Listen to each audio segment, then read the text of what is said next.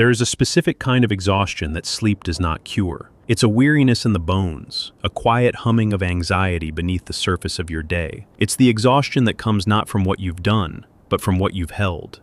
The unspoken tensions, the emotional weather of others that you've managed, the silent weight of being the strong one, the understanding one, the good one. You know the feeling. It's that slight drop in your stomach when a certain name appears on your phone. A part of you wants to answer, to be the person they need you to be. Another, quieter part of you, a part you've learned to ignore, simply wants to let it ring. And in that moment of hesitation, a wave of guilt washes over you. Guilt for wanting a moment of peace. Guilt for considering your own needs. Guilt for contemplating the act of saying no, not with words, but with silence. You have always prided yourself on your kindness. It is not an act. It feels like the very core of who you are. You see the good in people, the wound behind their anger, the fear beneath their pride. You offer the benefit of the doubt as a first resort, not a last one. You have been told you are a good listener, that you have a big heart, that people feel safe with you. And for a long time, this was your identity. It was a source of pride, a clean, well-lit room inside your soul. But lately, that room has started to feel different. The light has dimmed. The air is heavy. It feels less like a sanctuary and more like a waiting room, filled with the ghosts of past favors, unheard needs, and one-sided conversations. Your kindness, once a free-flowing spring, now feels like a resource being systematically drained. And the most confusing part is that the people you give the most to often seem to respect you the least. They don't see the cost, they only see the supply. This is the silent crisis of the person with boundless kindness. You give, and it is taken. You understand, and you are expected to understand more. You forgive, and you are given more to forgive. The dynamic has become a one-way street, and you are standing at the end of it, holding an empty cup, wondering why you feel so profoundly alone in a life filled with people who need you. You begin to question the very nature of your goodness. Is it a virtue, or is it a vulnerability? Is it a gift, or is it a fatal flaw that invites exploitation? You look in the mirror and see a kind person, but your body tells a different story. Your body feels used. The simple advice is always the same. Just set boundaries. Stop being a doormat. Put yourself first. But this advice feels hollow, like a map with no landmarks. It doesn't touch the deep, visceral fear that rises when you try to enact it. The fear is not just that they will be angry or disappointed. The fear is much deeper. It is the fear of what you will become if you are no longer the good person. If you are not the helper, the giver, the patient one, then who are you? The fear whispers that the only alternative to being a saint is to be a monster, selfish, cold, uncaring, bad. And this is where the simple advice fails, because this isn't a behavioral problem, it's a psychological one. It's a deep, structural pattern that has its roots in the unconscious. And to truly understand why your kindness turns into self-betrayal, we have to look past the surface of setting boundaries and into the hidden architecture of the psyche itself.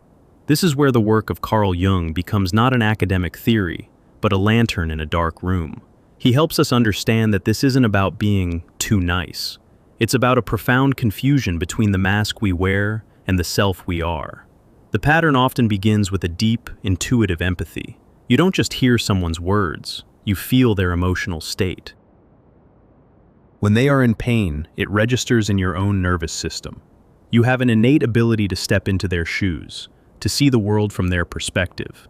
In a healthy environment, this is a superpower. It fosters connection, compassion, and profound understanding. But when this empathy encounters a pattern of chronic taking, a narcissistic or emotionally immature dynamic, it becomes a liability. Your ability to feel their pain becomes the very tool used to control you. You sense their fragility, their inner void, their desperate need for validation. And the good person in you, the rescuer, is activated. You think, I can help. I can be the one to offer the kindness they've never had. My understanding will heal them. This is the first, crucial mistake. It is a projection. From a Jungian perspective, projection is an unconscious process where we attribute parts of ourselves, our own feelings, qualities, or potentials, onto another person. In this case, you are projecting your own capacity for healing, growth, and goodness onto them. You see in them the potential for a grateful, reciprocal partner, a person who will finally see your worth because you saw theirs. You are essentially falling in love with a potential that you have painted onto them. You are not interacting with the person as they are. You are interacting with your projection of who they could be. This is why you keep giving. You are not feeding them. You are feeding the image you have created. You are trying to make the reality match the beautiful picture in your mind. This is why you excuse their behavior. The hurtful comment, the broken promise, the lack of effort. It doesn't fit the projection. So you tell yourself, they're just hurt. They don't mean it. If I just give a little more, the person I know is in there will emerge. But they rarely do, because the dynamic was never about them changing. It was about them finding a reliable source to regulate their own unstable sense of self. Your consistent, predictable kindness becomes their external battery. You absorb their negativity, you soothe their ego, you fill their emptiness, and in return, you get to keep your role as the good, indispensable one. It's a fragile, unspoken contract, but this contract comes at a terrible price. Every time you override your own feelings to accommodate theirs, you betray yourself. Every time you swallow your own needs to meet theirs, you are teaching your unconscious that you do not matter. This is the slow, insidious process of self-abandonment. It's not one dramatic act of betrayal, but 1,000 tiny concessions, 1,000 moments of choosing their comfort over your own truth. This is how kindness without boundaries becomes a chronic state of self-betrayal. Your goodness is no longer a choice. It is a compulsion, driven by a deep, unconscious structure. To understand this compulsion, we must talk about the persona. Carl Jung described the persona as the social mask we present to the world. It's the collection of roles we play to be acceptable, to fit in, to be liked. We all have one. There's the competent employee persona, the fun friend persona. But for the person caught in this dynamic, the primary persona is that of the good person. This isn't just a role, it becomes a core identity. The psyche fuses with the mask. Your sense of worth becomes entirely dependent on your ability to uphold this persona. I am good because I am helpful. I am valuable because I am kind. I am lovable because I am understanding. The problem is that a persona, by its very nature, is one-sided. It's only the socially acceptable part of you. It is not your whole self. Every persona has a shadow. The shadow, in Jungian terms, is the part of our unconscious mind that contains all the aspects of ourselves that our conscious ego rejects or represses. It's the parts we are ashamed of, the parts that don't fit with our idealized self-image. For the good person, the shadow is filled with everything that is considered not good. What lives in the shadow of the ultimate good person? Anger. The sacred, life-affirming anger that says, "You have crossed the line." Selfishness. Not the destructive kind, but the healthy, necessary selfishness that says, "My energy is finite, and I choose to preserve it for myself." The ability to disappoint people. The capacity to be disliked. The raw, unapologetic power of the word no. Because your identity is so fused with the good person persona, these shadow aspects feel terrifying. They feel like a threat to your very existence. To feel anger is to feel like you are becoming a hateful person. To act in your own self-interest is to feel like you are becoming a cruel, selfish monster. To set a boundary is to feel like you are abandoning someone in their time of need, thus becoming a bad person. This is the psychological trap. You are caught between a persona that is draining your life force and a shadow that you are terrified to embrace. The manipulative pattern senses this immediately. It's the Achilles heel. All they have to do when you start to pull away is to imply that you are being selfish, cold, or mean. This instantly triggers your core fear of being bad, and you scramble back into the persona of the good person to alleviate the unbearable anxiety. You apologize for having needs. You over-explain why you were unavailable. You double down on your kindness to prove to them, and more importantly, to yourself, that you are still good.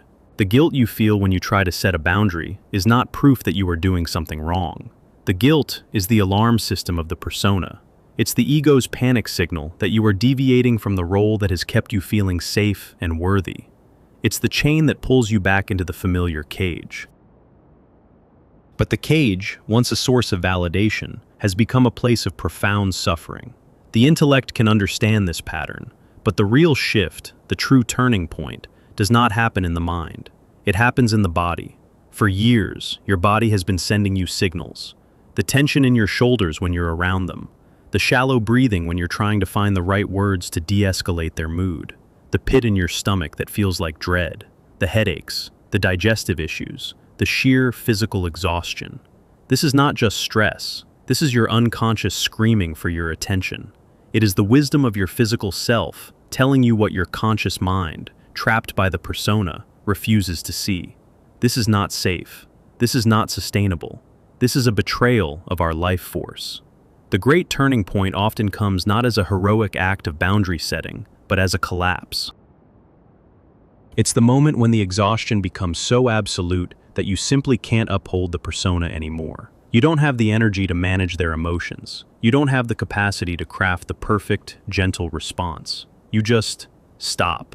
You become quiet. You become still. You might not even say no. You just stop saying yes. You let the phone ring. You leave the text message unread. You allow the awkward silence to hang in the air without rushing to fill it. And in that moment, something extraordinary happens. The world does not end. You do not spontaneously combust from the guilt. The person on the other end might escalate. They might accuse. They might try to trigger the old guilt. But the exhaustion has created a kind of buffer. It's a holy emptiness. And in that space, for the first time, you hear a different voice. It's the quiet, steady voice of your own self. This is the beginning of the withdrawal of your projection.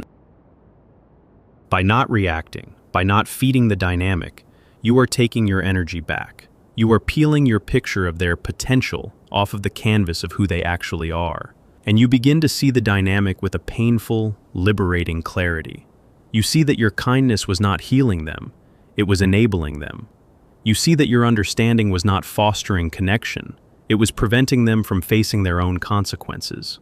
This is a period of mourning. You are mourning the loss of the relationship you thought you had. You are mourning the person you hoped they would become.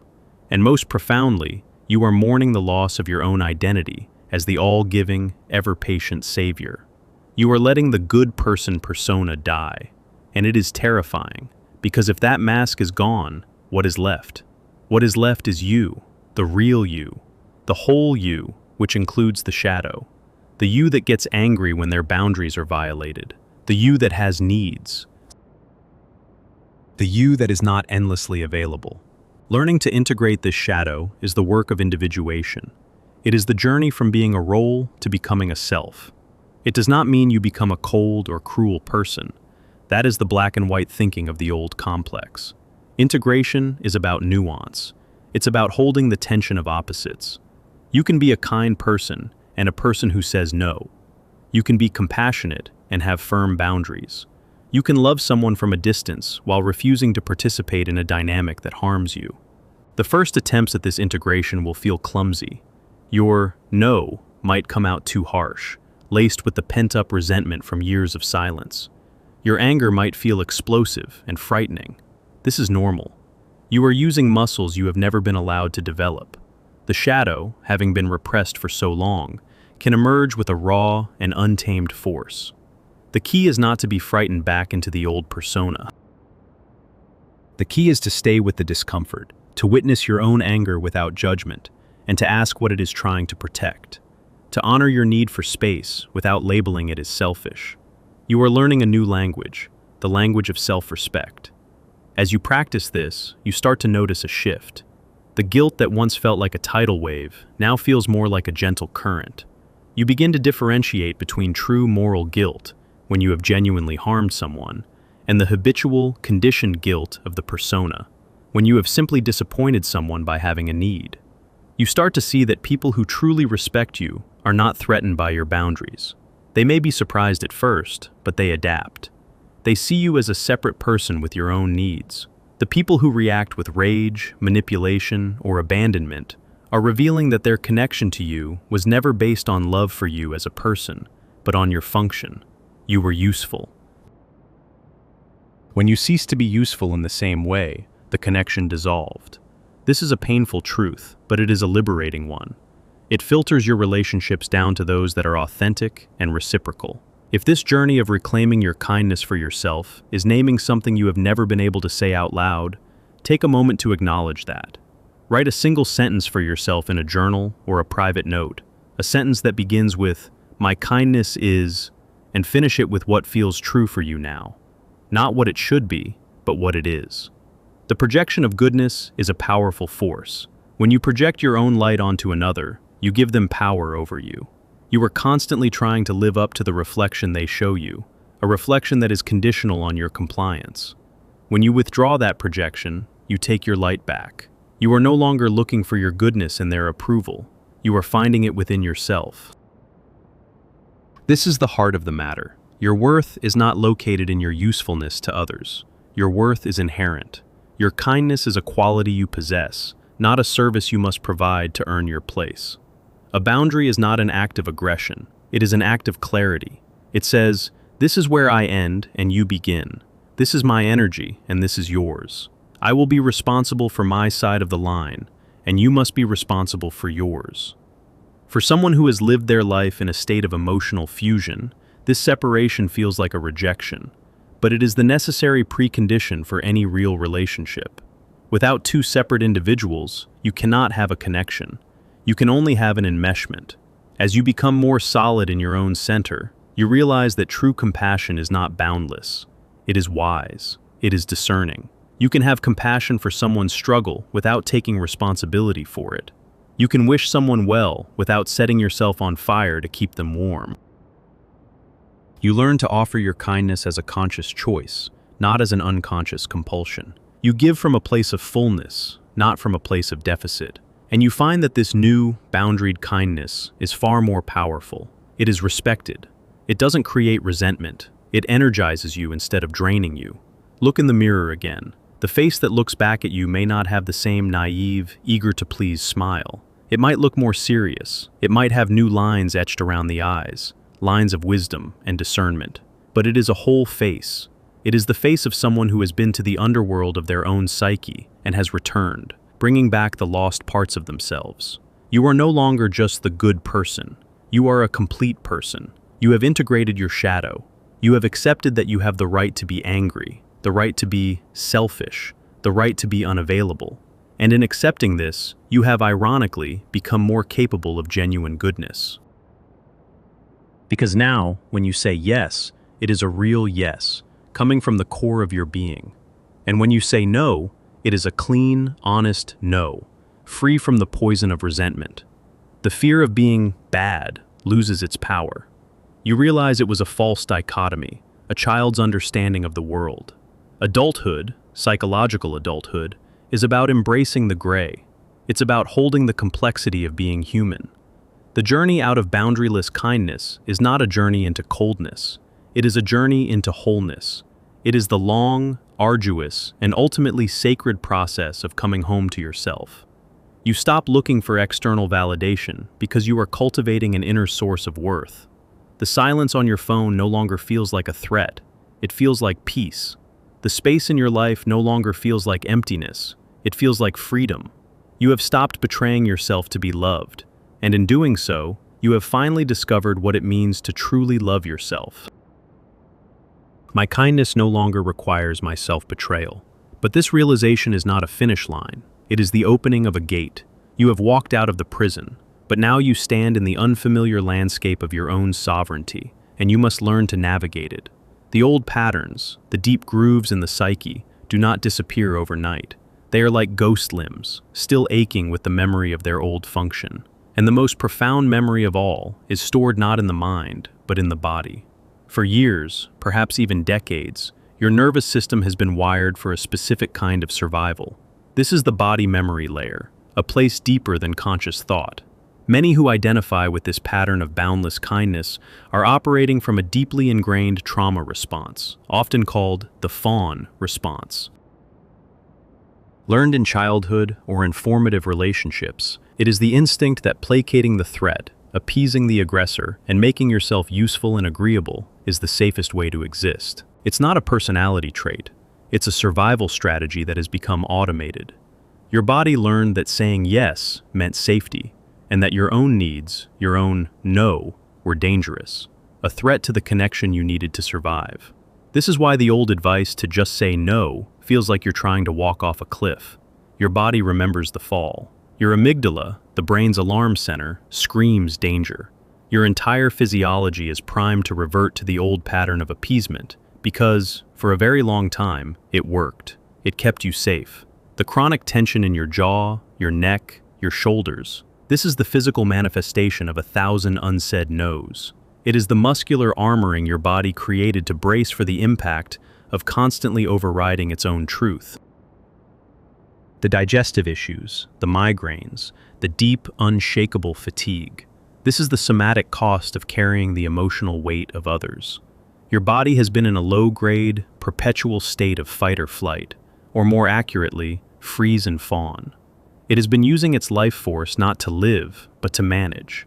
As you begin to withdraw your energy from these dynamics, your body will begin to speak in a new way. This is the process of somatic thawing. As the chronic tension begins to release, it can be deeply uncomfortable. You might experience trembling or shaking for no apparent reason. You might be overcome by waves of grief or anger that seem to come from nowhere. This is not a sign that you are breaking down. This is your body finally metabolizing the stored-up energy of years of self-betrayal. It is the backlog of your own life force finally being processed. The key is to allow it, to breathe into the sensations without judgment, to give your body the permission to release what it has been holding for your sake. This physical release makes space for the true gifts of the shadow to emerge, not as monsters, but as powerful allies. We spoke of anger, but integrated anger is not the destructive rage you feared. It is the clear, cold fire of discernment. It is the energy that allows you to see a boundary violation with absolute clarity and say, no, not here, not anymore. It is the guardian at the gate of your soul, the protector you never knew you had. It doesn't scream, it simply holds the line. Its presence brings not chaos, but an immense and profound calm. And what of selfishness, that most terrifying of accusations? The integrated shadow teaches you to reframe it as self-sovereignty. It is the sacred and non-negotiable understanding that your energy, your time, and your attention are your most precious resources. They are not a public well for anyone to draw from at will. Healthy selfishness is the act of filling your own well first. It is the practice of rest, of creativity, of play, of doing things for no other reason than that they bring you joy. It is only from this place of fullness that true, non-resentful generosity can ever flow. You stop giving to get, and you start giving because you have something to share. As you practice this new alignment, you will notice subtle but profound inner signs of change. The first is the birth of the internal pause. Before, a request from someone would trigger an immediate, almost compulsive yes. Now, a space opens up between the request and your response. In that sacred pause, you learn to ask yourself a new set of questions. How does this request land in my body? Does it feel expansive or constricting? Do I have the genuine capacity for this right now? What is my truth in this moment? You learn to trust the answer that arises from your own depths, even if it's inconvenient for someone else. Another sign is a shift in your energetic resonance. You will start to develop an almost physical allergy to manipulative, entitled, or covertly demanding energy. Where you once might have felt a pull of sympathy or a sense of obligation, you now feel a subtle repulsion, a clear signal from your nervous system that says, "This is not for me." Your body is no longer calibrated to enmesh. It is calibrated to protect its own peace. Then comes the great trial, what we can call the late practical test.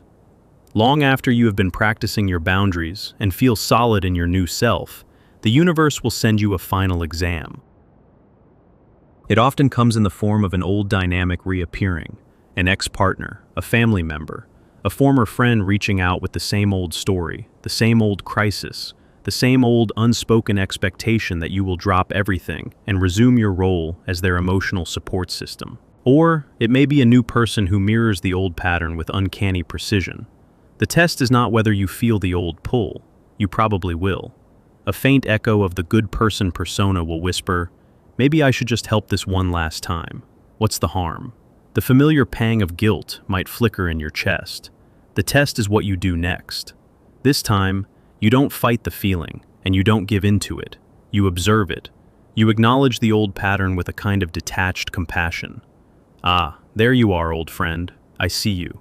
You take a breath. You utilize the internal pause. You feel the truth in your body, the quiet, firm resistance, the inner knowing that says, this road leads back to a place I no longer live. And then, you respond from your new center. Your voice is calm. There is no anger, no resentment, no lengthy justification. You simply state your truth. I hear that you're in a difficult situation, and I wish you well, but I'm not able to get involved. Or, I'm focusing my energy elsewhere right now. Or simply, that doesn't work for me. You deliver the boundary cleanly, without apology, and then you witness their reaction. They may try to escalate, to trigger your guilt, to paint you as selfish or cold. But this time, it's like watching a storm from behind a thick pane of glass.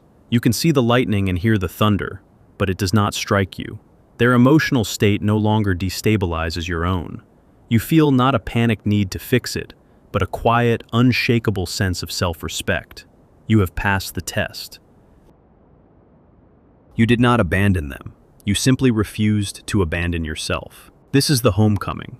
You can now revisit that image from the beginning, the profound, bone-deep exhaustion that sleep could not cure. You will still get tired, of course. Life is demanding. But it is a different kind of tired. It is the clean, honest fatigue of a day well lived, of energy well spent on things that matter to you. It is not the soul sickness of self-betrayal, the psychic drain of upholding a mask that was suffocating you. The silence in your life, once a source of anxiety, now feels like a sanctuary. It is where you hear your own thoughts, feel your own feelings, and connect with your own desires. It is not emptiness. It is a sacred space you have cultivated for yourself. This journey was never about becoming a hard or uncaring person. It was about expanding your definition of kindness to finally include yourself. It was about transforming your kindness from a compulsive, unconscious performance into a conscious, discerning choice. It was about realizing that the most compassionate act you could ever perform was to stop betraying the person you will spend the rest of your life with, yourself. Your kindness is no longer a vulnerability. It is your honest, integrated, and truly magnificent strength.